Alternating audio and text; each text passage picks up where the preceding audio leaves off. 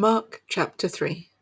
Another time Jesus went into the synagogue, and a man with a shriveled hand was there. Some of them were looking for a reason to accuse Jesus, so they watched him closely to see if he would heal him on the Sabbath. Jesus said to the man with the shriveled hand, "Stand up in front of everyone."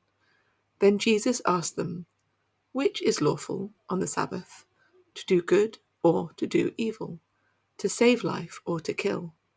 But they remained silent. He looked around at them in anger, and deeply distressed at their stubborn hearts, said to the man, "Stretch out your hand." He stretched it out, and his hand was completely restored. Then the Pharisees went out and began to plot with the Herodians how they might kill Jesus. Jesus withdrew with his disciples to the lake, and a large crowd from Galilee followed. When they heard all about what he was doing, many people came to him from Judea, Jerusalem, Idumea, and the regions across the Jordan, and around Tyre and Sidon. Because of the crowd, he told his disciples to have a small boat ready for him, to keep the people from crowding him. For he had healed many, so that those with diseases were pushing forward to touch him. Whenever the impure spirits saw him, they fell down before him and cried out, "You are the Son of God." But he gave them strict orders not to tell others about him. Jesus went up on a mountainside and called to him those he wanted, and they came to him.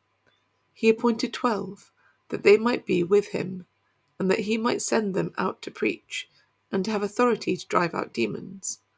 These are the 12 he appointed: Simon, to whom he gave the name Peter, James, son of Zebedee, and his brother John. To them he gave the name Boanerges, which means sons of thunder: Andrew, Philip, Bartholomew, Matthew, Thomas, James son of Alphaeus, Thaddeus, Simon the Zealot, and Judas Iscariot, who betrayed him.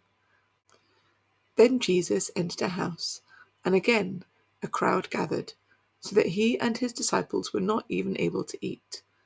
When his family heard about this, they went to take charge of him, for they said, "He is out of his mind."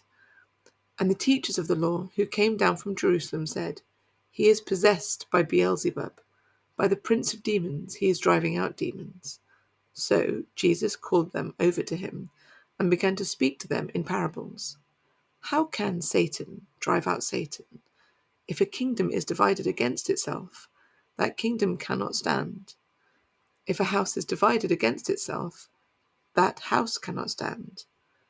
And if Satan opposes himself and is divided, he cannot stand. His end has come. In fact, no one can enter a strong man's house without first tying him up. Then he can plunder the strong man's house.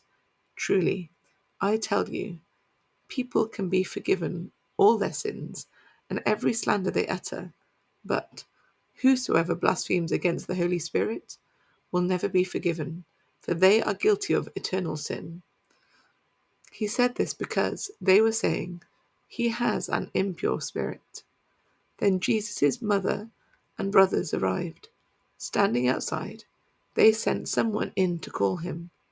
A crowd was sitting around him, and they told him, "Your mother and brothers are outside looking for you." "Who are my mother and my brothers?" he asked. Then he looked at those seated in a circle around him and said, "Here are my mother and my brothers. Whoever does God's will is my brother and sister and mother."